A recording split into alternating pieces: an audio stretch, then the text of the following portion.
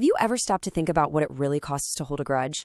Well, today we're going to dive into some incredible insights from a speaker named Eunice Easy. And let me tell you, she completely challenges our everyday ideas about love and offense.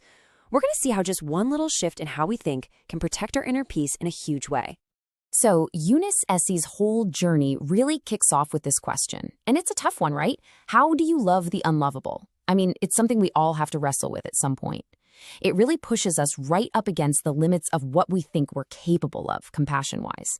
How in the world are we supposed to love people who seem, well, unlovable? Here's her big idea. What she calls the God kind of love is just on a completely different level than our normal human understanding of love. As she puts it, this kind of divine love, it drains out everything that we have defined as love, and it stretches us beyond what we believe are our limits. So this isn't just about, trying to be a nicer person. It's about a total expansion of your heart, a call to find worth and connection in places you'd never think to look. And that leads us to this really fascinating paradox that Eunice Easy was grappling with. See, in the Old Testament, you've got these moments where God commands the destruction of enemies. But then you get to the New Testament and bam, the command is completely flipped. Love your enemy. So what gives? Why the huge shift? Well, Eunice really digs into the incredible reasoning behind this command. And the reason she offers is so powerful because it starts with something so simple, but so profound about the very nature of God. And it's this: God cannot hate himself. Just let that sink in for a second. That one idea changes everything about how we're supposed to see other people, even the ones we consider enemies. Okay, so here's how the logic unfolds, and it's pretty cool. The thinking goes like this: since every single one of us is made in God's image, hating another person is kind of like hating a reflection of God. She suggests that the hurtful things people do, that's not who they really are. Instead, it's an expression of what she calls a sin nature, that part of us that's selfish and does harmful things. So the key, the big takeaway, is to separate the person who is a divine creation from their actions. But that whole idea of loving our enemies, that's just scratching the surface. The real aha moment, the turning point in Eunice's journey, happened when she decided to really investigate the true meaning of a word we use all the time: offense. And you can hear it right here in her own words. Eunice realized there was this much, much deeper meaning to a word we just toss around casually.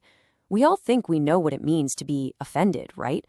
But what she found out is that the original language of the scripture points to something way more serious, something spiritual. So the first layer she uncovered comes from this Hebrew word miksol. And with this word, an offense isn't just about hurt feelings. No way. It's a spiritual obstacle. It's something that can actually trip you up or someone else and make you stumble in your faith. It's literally like a roadblock between a person and God. Then there's the second layer, from the word ashem. And this one goes even deeper. This defines offense not as some little fight between two people, but as a real trespass, a violation against divine law itself. It totally elevates the whole idea from just a personal problem to a spiritual one. So when you put these two powerful meanings together, you get to the absolute heart of what Eunice Essie's discovered. Offense at its core is anything that disrupts harmony. It could be harmony between people, sure, but most importantly, it's about the harmony between a person and God.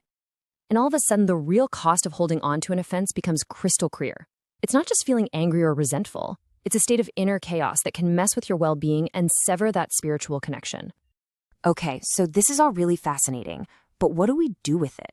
What does this new way of looking at love and offense actually mean for us day to day? This is where Eunice Essie's insights get super practical. It's not about big, abstract ideas anymore.